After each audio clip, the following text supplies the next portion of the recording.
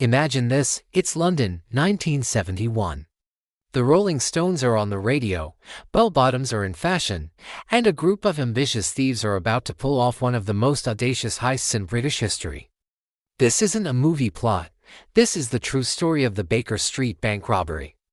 Our story begins not with a bang, but with the quiet rental of a leather goods shop called Lysac, just 2 doors down from a Lloyds Bank branch on Baker Street. Yes, that Baker Street, famous for Sherlock Holmes. The man who rented the shop called himself Arthur Levine. He told the landlord he was planning to open a new branch of his business. But Arthur and his associates had a very different kind of business in mind.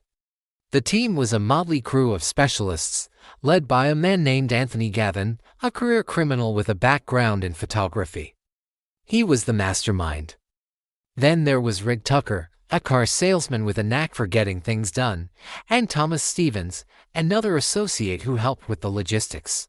And finally, an unnamed electronics expert, a crucial member we'll talk more about later. Their plan was deceptively simple, yet incredibly bold. They weren't going to storm the bank with guns blazing. No, their plan was to go under.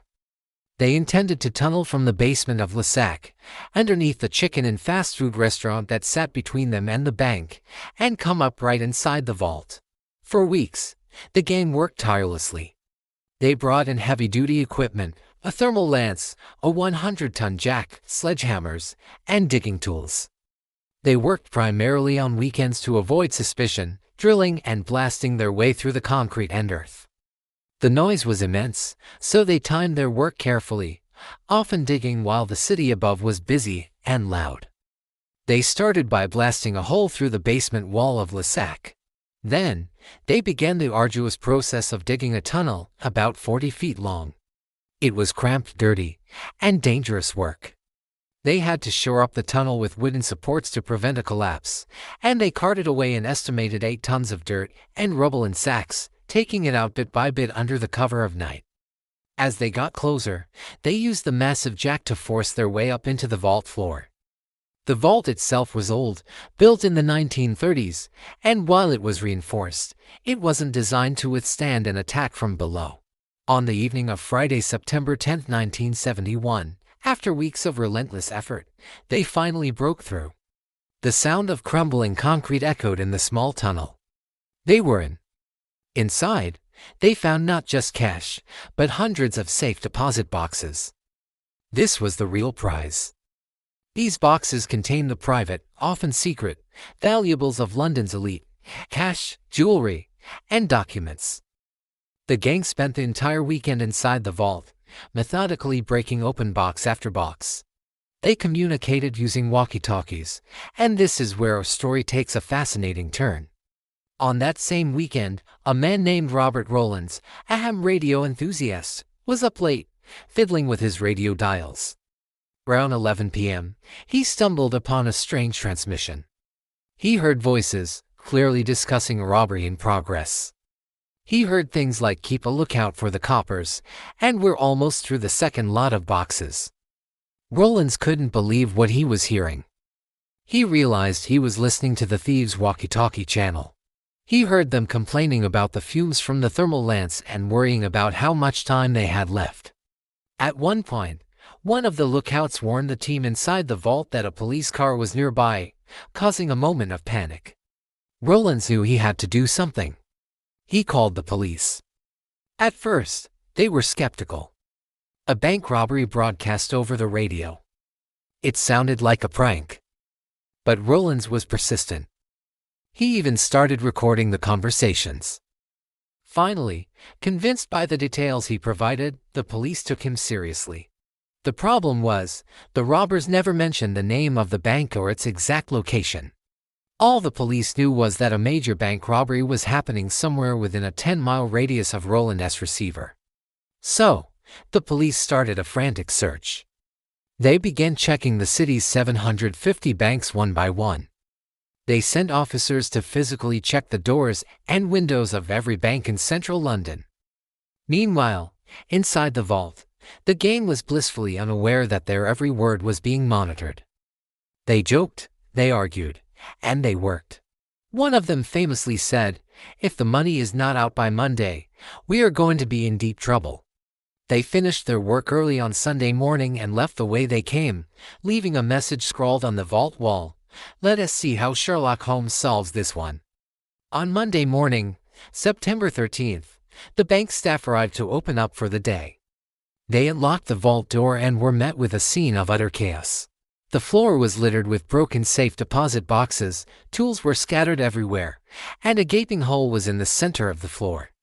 The alarm was raised, and the police finally knew where the crime had taken place. The investigation kicked into high gear. The media dubbed it the walkie-talkie robbery. The police had a few leads.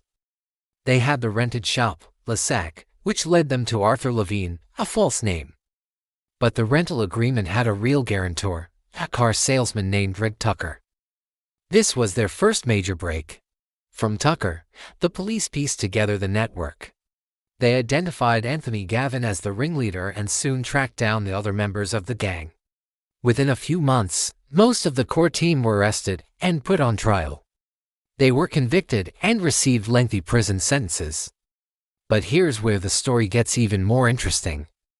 The total value of the stolen goods was estimated to be around £3 million, which is equivalent to over £40 million today. However, very little of it was ever recovered. And more importantly, the case was slapped with a D notice by the government. This is a formal request to news editors to not publish or broadcast items on specified subjects for reasons of national security. For years, the media was effectively gagged from reporting any further details about the case. Why?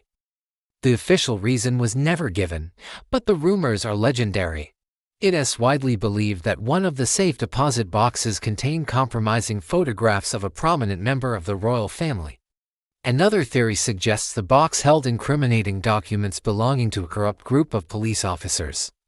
Others say it was blackmail material on powerful politicians. Whatever was in those boxes, someone powerful wanted it kept quiet. The D notice ensured that the full story of what was found in that vault remained a secret for decades. The story of the Baker Street robbery faded from public memory, overshadowed by other events. It was until the D notice expired many years later that journalists and researchers began digging back into the case. The 2008 movie The Bank Job starring Jason Statham was based on this very robbery and popularized the theory about the royal photographs, bringing the story to a whole new generation. So, was it just a simple robbery, or was it an elaborate plot to retrieve sensitive material? Was the gang working for a secret government agency, as some theories suggest? Or were they simply lucky criminals who stumbled upon something far bigger than they ever imagined? We may never know the complete truth. The key players have passed away, and the contents of those boxes are lost to history. But the Baker Street bank robbery remains a masterclass in criminal ingenuity, a high-stakes heist that blended brute force with clever planning, and a mystery that continues to captivate us all thanks to a late-night radio transmission and a man who happened to be listening. It's a reminder that sometimes, the most incredible stories are the ones that are true. Thanks for watching, and if you enjoyed this journey into one of history's greatest unsolved mysteries, don't forget to like, subscribe, and hit that notification bell for more stories like this one. See you next time.